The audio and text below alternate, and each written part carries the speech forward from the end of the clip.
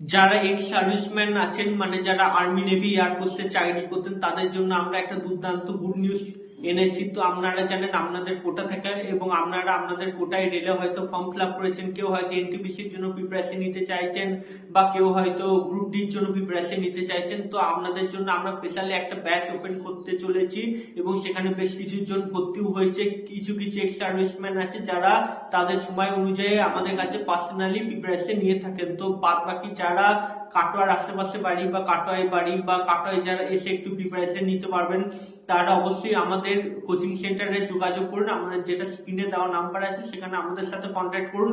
আপনাদের ডিটেলস বলে দেওয়া হবে, এবং আপনাদের আমরা দায়িত্ব সহকারে চাকরি পাইয়ে দেবো।